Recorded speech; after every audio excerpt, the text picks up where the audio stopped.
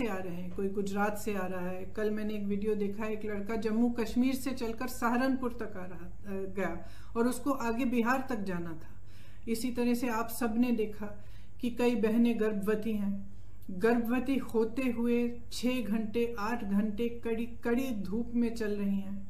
कुछ लोग अपने बच्चों को गोद में लेके जा रहे हैं, कुछ टूटी हुई साइकिलों पर जा रहे हैं। एक और वीडियो मैंने देखा कि एक दादी दादा अपने पोती पोतों को उठाकर, इस तरह से दादाजी उनको उठाकर एक झूला सा बनाया था, उसमें उनको रख के उठाकर चल रहे थे।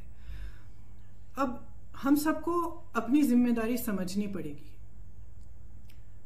ये सिर्फ भारत के लोग नहीं हैं, ये भारत के वो लोग हैं जो भारत की रीढ़ की हड्डी हैं, जिन्होंने ये इमारतें बनाई जिनमें हम रह रहे हैं, जिनके खून और पसीनों से ये देश चलता है। हम सबकी जिम्मेदारी है इनके प्रति, मेरी है, आपकी है, सरकार की है, हर राजनीतिक दल की है। इसलिए मैं समझती हूं कि ये राजनीति करने का समय नहीं है। बहुत ही स्पष्ट हूं कि हर राजनीतिक दल अपने राजनीतिक परहेजों को दूर करते हुए सकारात्मक भाव से, सेवा भाव से लोगों की मदद में शामिल हो।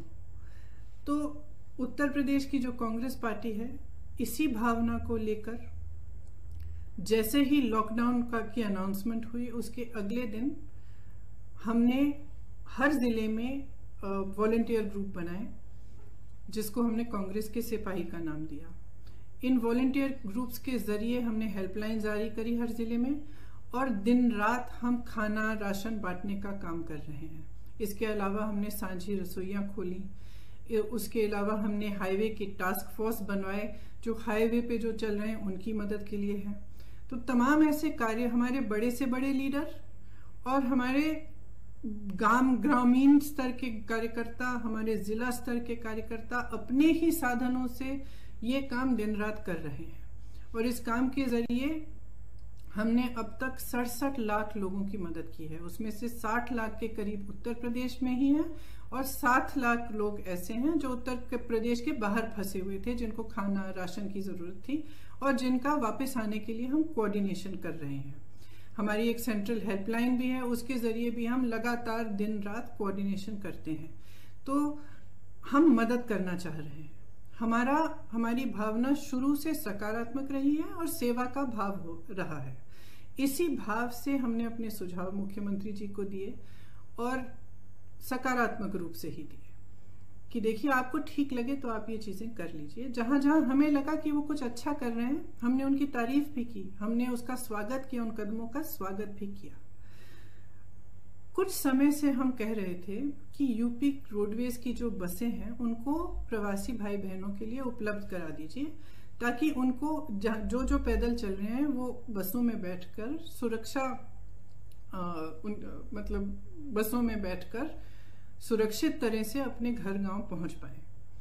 तो हम काफी समय से ये सुझाव दे रहे थे, ये मांग कर रहे थे। जब एक दिन कई हादसे हुए, कई एक्सीडेंट हुए और हमने देखा कि यूपी की रोडवेज की जो बसें हैं वो अभी भी सक्रिय नहीं हुई हैं, तो हमने एक मुख्यमंत्री जी को एक चिट्ठी लिखी कि हम 1000 बस को उपलब्ध करेंगे।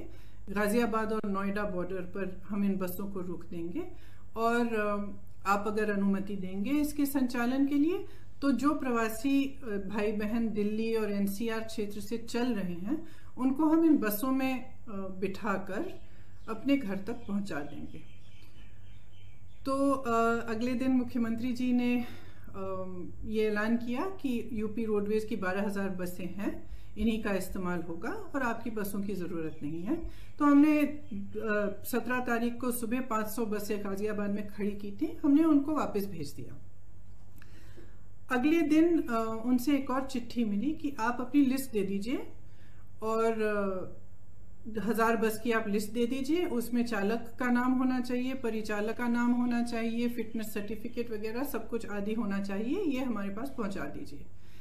तो हमने उनको धन्यवाद दिया कि आपने हमें अनुमति दी है बसों को चलाने के लिए, आपको हम लिस्ट उपलब्ध कर देंगे। तो 4-5 घंटों बाद हमने वह लिस्ट उपलब्ध कर दी।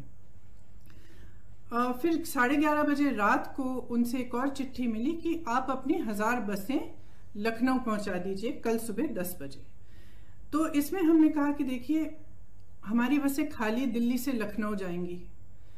इन बसों का मकसद ही ये था कि गाजियाबाद और नोएडा से, एनसीआर क्षेत्र से जो चल के जा रहे हैं उनको हम बिठाकर उत्तर प्रदेश के गांव और जिलों में ले जाएं।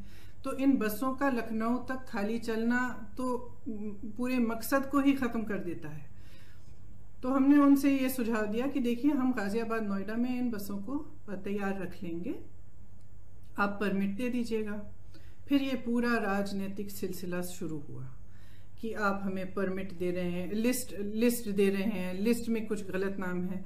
जो भी है, मैं इन चीज़ों में नहीं पढ़ना चाहती और मैं सरकार पर सवाल भी नहीं उठाना चाहती। अगर उस लिस्ट में कुछ ऐसे नंबर हैं जो गलत हैं, कोई बात नहीं, हम एक नई लिस्ट भी उनको दे सकते हैं। मैं सिर्फ ये कहना चाहती हूँ कि 17 तारीख को 500 बसें हमने गाजियाबाद बॉर्डर पे खड़ी की थी। अगर वो 500 बसें चली होती तो कम से कम 20,000 लोग घर सही सलामत पहुंच जाते। कल हमने 900 बसें, 500 बसें राजस्थान के बॉर्डर पर और राजस्थान यूपी के बॉर्डर पर, और 300 से अधिक बसें, जिसकी पूरी टोटल संख्या 900 के करीब थी, हमने गाजियाबाद बॉर्डर पे, दिल्ली बॉर्डर पे हमने उपलब्ध कराई। अब अगर ये बसें चली होती तो कल 36,000 और आज 36,000 लोग अपने घर के लिए सही सलामत सुरक्षापूर्ण रवाना हो जाते। लेकिन हम इस राजनीतिक सिलसिले में उलझे रहे। उन्होंने कहा कि लिस्ट गलत है, कुछ ये हो रहा है, वो हो रहा है, बसें हमारी पहुंच गई हैं। कल 4 बजे से हमारी बसें बॉर्डर पे खड़ी थी, उनको आगे परमिट, यूपी के जहां पे उन्होंने कहा था कि यहाँ पे हमें गाजियाबाद और नोएडा में 2 पॉइंट्स दिए थे, यहाँ तक पहुंचाइए, वहां जाने का परमिट ही नहीं दे रहे हैं यूपी के अंदर। तो बसें खड़ी रही, आज भी खड़ी हैं। अब मैं सिर्फ ये कहना चाहती हूँ कि देखिए, 4 बजे 24 घंटे हो जाएंगे कि ये बसें उपलब्ध हैं। अगर आपको इस्तेमाल करनी है तो इस्तेमाल करिए, हमें अनुमति दीजिए। आपको भाजपा के झंडे लगाने हैं, इन पे अपने भाजपा के स्टिकर लगाने हैं तो बेशक लगाइए, बेशक लगाइए। आपको अगर कहना है कि आपने उपलब्ध कराई है तब भी कराइए, लेकिन इन बसों को चलने दें। क्योंकि जब तक हम इस राजनीतिक उलझन में पड़े रहे हैं ना, जब तक आप अजीब अजीब से बयान दे रहे हैं और तमाम इश्यूज उठा रहे हैं, तब तक हम कम से कम 92,000 लोगों को घर पहुंचा सकते थे। और वही 92,000 लोग आज धूप में चल रहे हैं, उनके सामने तमाम मुसीबतों को झेलते हुए चल रहे हैं। तो मैं सिर्फ मुख्यमंत्री जी से ये आग्रह करना चाहती हूँ, हमारी बसें वहां पे 4 बजे तक खड़ी हैं, आपको इस्तेमाल करनी है तो आप हमें परमिट दीजिए, अनुमति दीजिए कि हम उनका संचालन कर सकें। अगर आपको नहीं इस्तेमाल करनी है तो भी कोई बात नहीं, हम उनको वापस भेज देंगे। हमने 3 दिन पहले भी वापस भेज दिया था 500 बसों को, हम वापस भेज देंगे। जिस तरह से हम लोगों की मदद कर रहे हैं, जिस तरह से हमारे लोग हर जिले में, हर शहर में, हमारे कार्यकर्ता प्रवासी भाई बहनों के और लॉकडाउन और महामारी से जो पीड़ित लोग हैं उनकी मदद कर रहे हैं, उस तरह से हम करते रहेंगे। हमें कोई परवाह नहीं है कि आपकी बसें हैं या हमारी बसें, हम सिर्फ एक सेवा भाव से मदद करना चाह रहे थे। तो मैं कहना चाहती हूँ अपने खास तौर से अपने प्रवासी भाई बहनों से जो इस संकट में हैं और जो पैदल चल के जा रहे हैं, कि कांग्रेस का एक एक कार्यकर्ता, एक एक नेता आपके साथ है। आप उत्तर प्रदेश के जिस जिले से, जिस शहर से गुजरेंगे, हमारे लोग आपको मिलेंगे, आपको खाना उपलब्ध करेंगे, आपके लिए पानी उपलब्ध करेंगे, आपकी कोई भी सुविधा की जरूरत हो वह उपलब्ध करेंगे। हमारी जो क्षमता है उससे हम पूरी तरह से आपको मदद करने की कोशिश करेंगे और हम आपके साथ इस संकट में खड़े हैं। धन्यवाद।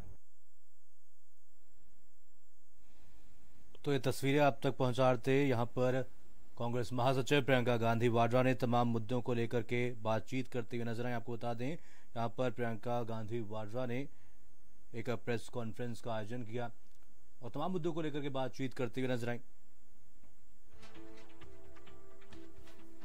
तो आपको बता दें कि प्रवासी श्रमिकों को उनके घर तक पहुंचाने के लिए 1000 बसों पर यूपी सरकार और कांग्रेस के बीच सियासी घमासान लगातार आज भी जारी है। बसों को यूपी में प्रवेश की अनुमति न दिए जाने के बाद आज कांग्रेस पत्रकार वार्ता पर अपना पक्ष रखती हुई प्रियंका गांधी वाड्रा